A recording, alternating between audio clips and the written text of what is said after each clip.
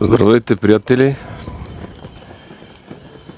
Сега ще направим едно видео за едно семейство, което ни тормози цяла година.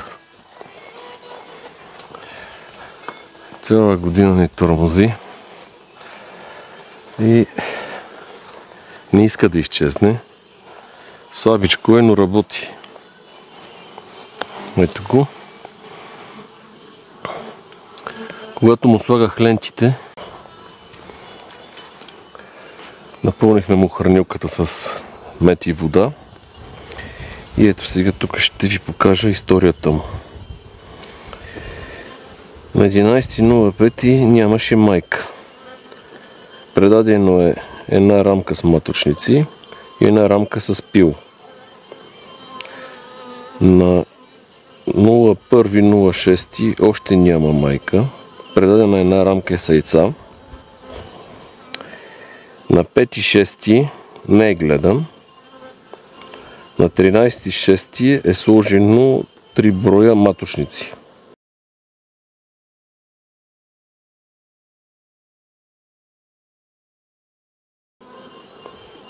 Така. На 28.06 съм го видял, че е станала тартовка. На 7.07 съм предал рояк. И на 12.07 има маточници. И до тук свършва историята му. И сега ще видим какво станало. Общо взето на това семейство се е случило абсолютно всичко, което може да се случи на едно семейство. И сега ще видим каква е картинката, дали ще може да го заземим и дали ще може да иззимува.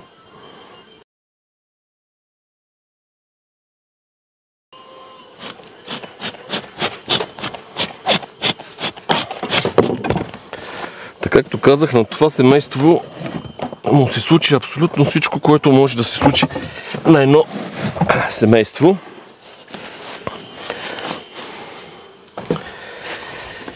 И сега ще видим какво ще правим с него.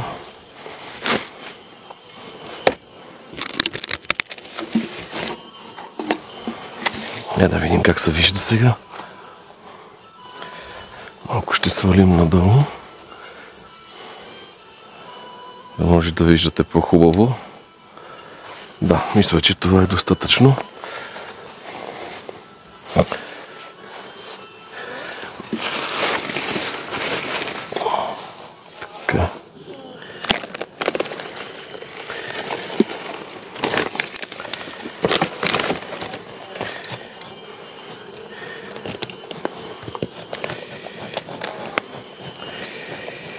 Сега гледам. Ситуацията е леко критична.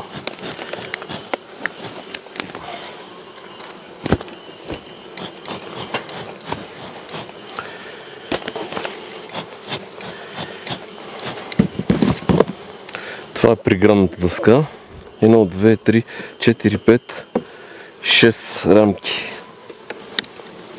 Има пчели след приградната дъска.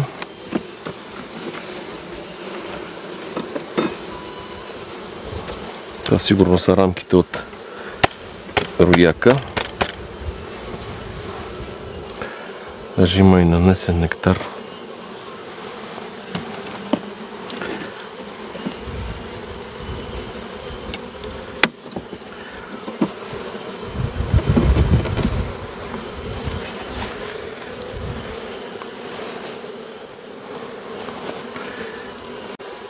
Това е приградната дъска.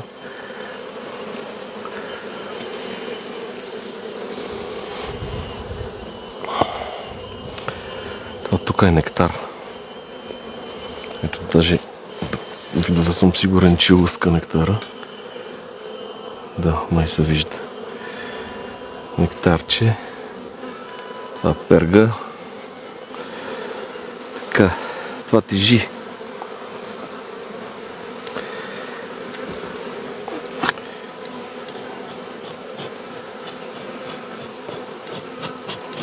странно ми шумът. Да го отдадем на вятъра, който има в момента.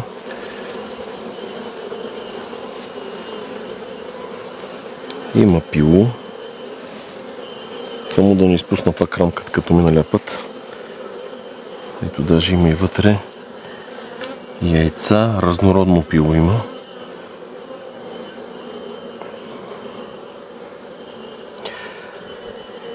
Прави ми впечатление, че тази година при нас има отнемане на восъка.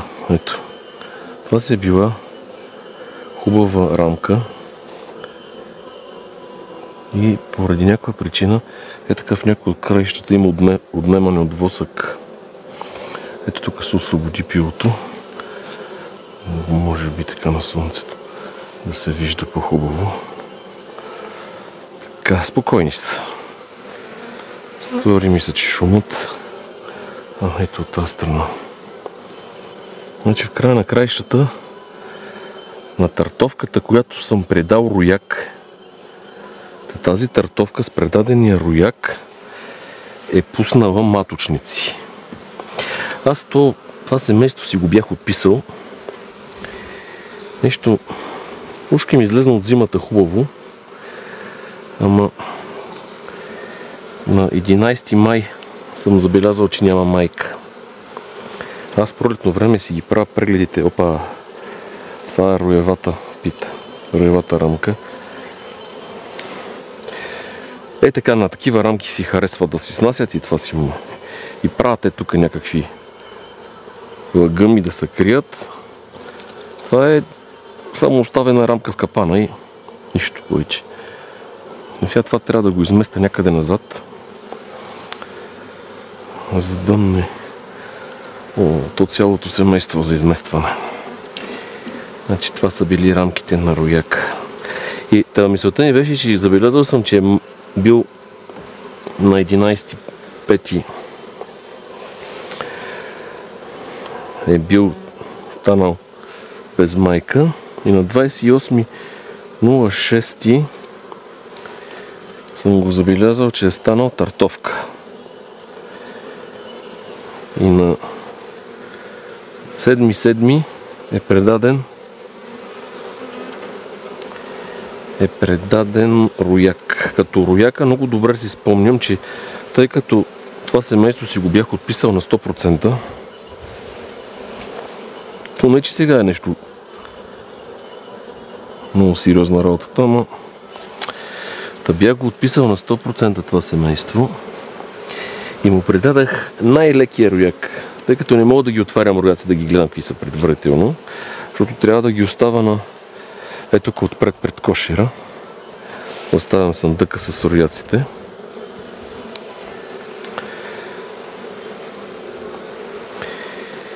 И като не мога да преценя рояка да го видя вътре, и му предадах най-слабия рояк, който най-лекичкия, на тежест го избирах. И най-лекия рояк, като го предадах, като го сложих тук пред семейството и го отворих, то вече не може да се мести. Той се обличал, няма къде да го мести. И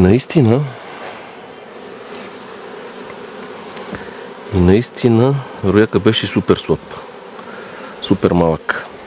Тук е мястото да обясня, че в целия клип казвам за обединяване на тартовка с рояк, но всъщност имам предвид налитане на летящата пчела от тартовката в рояка.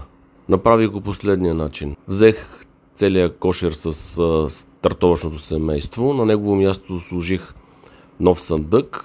В новия съндък настаних рояка, закарах съндъка с тартовката на около половин километър от пчелина, напуших хубаво с пушалката и изтръсках рамките на тартовката на земята. Натоварих си инвентара и се прибрах на пчелина. През това време летящата пчела от мястото, на което бях изтръскал семейството тартовка, неговата летяща пчела вече налиташе в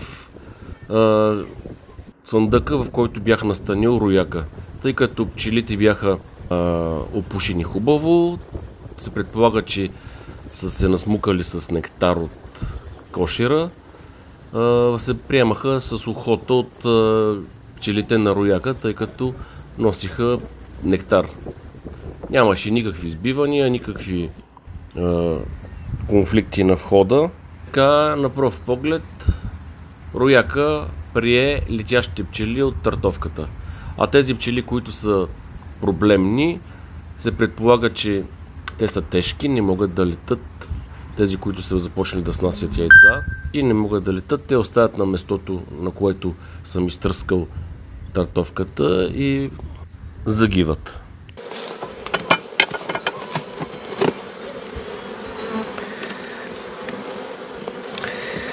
Обаче, после 12.07 съм видял, че роячето, че общо обединеното семейство си е пуснало маточници.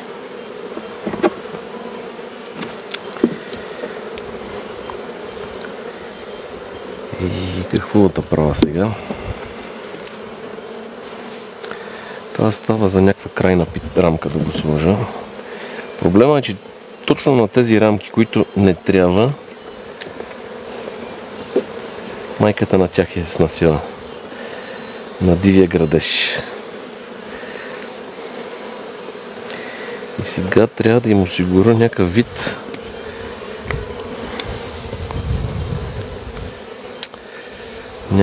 вид място, върху което да се хванат. Защото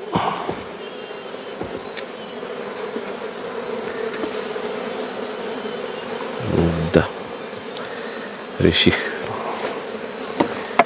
ето тази рамка крайната, която ми се видя тежка. Да.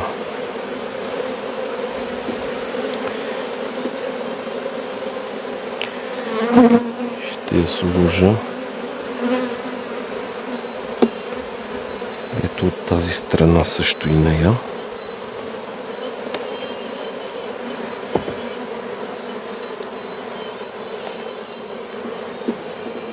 Тук има прашец.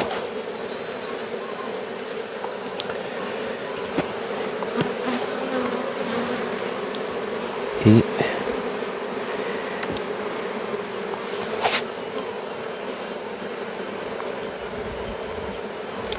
сега съм на дилема дали да разцепя това пило.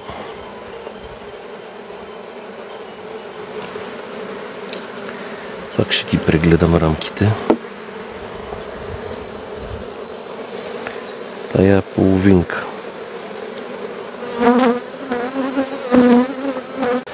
Значи, ето виж тук сега как като оставено така лентата, просто снасянето не спира. Ето, дано се вижда.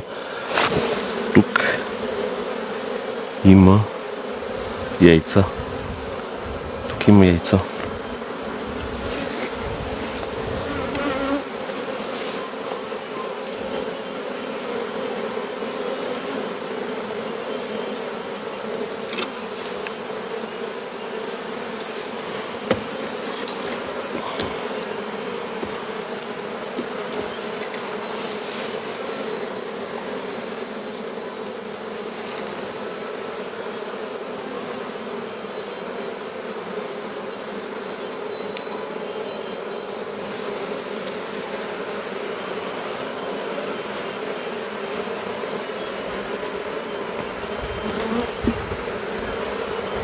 Ще го разцепвам пилото. Това е хубава рамка с мед, само да видим от коя страна е повече меда. Ето от тази страна.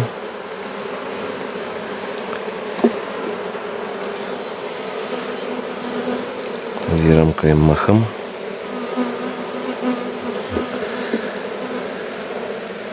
Тази е много малка и слаба рамка. Слагаме това до пилото. И фактически една от лошите рамки, но с прашец я изтеглям в страни.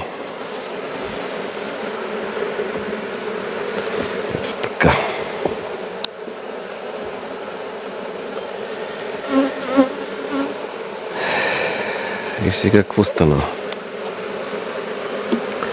Лошо изградена рамка с мет и прашец. Хубава рамка с пило и доста мет, макар че разфърлян. Това е рамка с пило, която е много лоша. Това е хубаво изградена рамка с прашец. Да.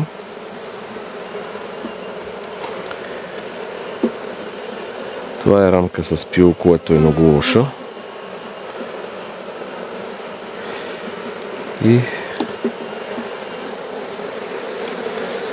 това е рамка с нектар, която е пергрозна.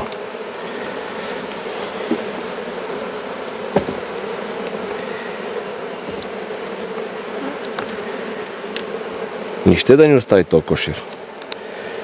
Мъчи ни цяла година ни мъчи и не желай да ни остави.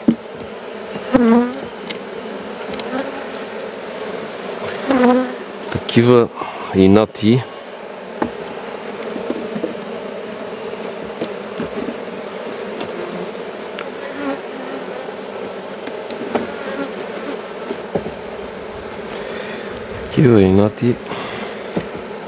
само ни създават главоболия. Сега ще му напълним хранилката. И ще видим какво ще стане.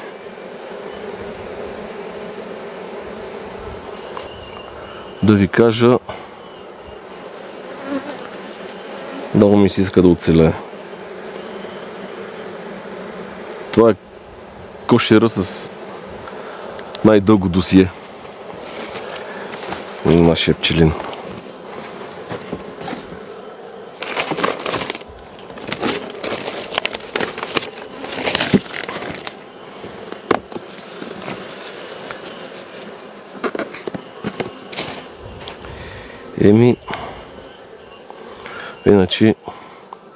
Иначе много прополис.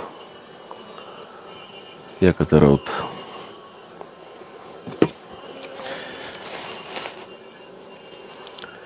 Ето такъв е прополисът ни при нас. Шут и зелен. Ето.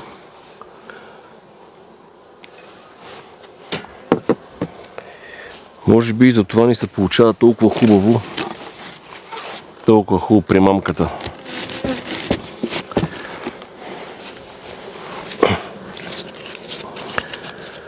И сега слабичкото рояче, помогнало ли, не е ли помогнало, се получат нещата. Нямам представа. Но видяхте, има пило, още има яйца.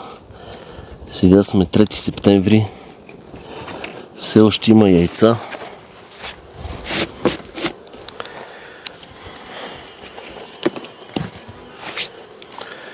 Да се надяваме, че ще избута зимата. До нови срещи и успех!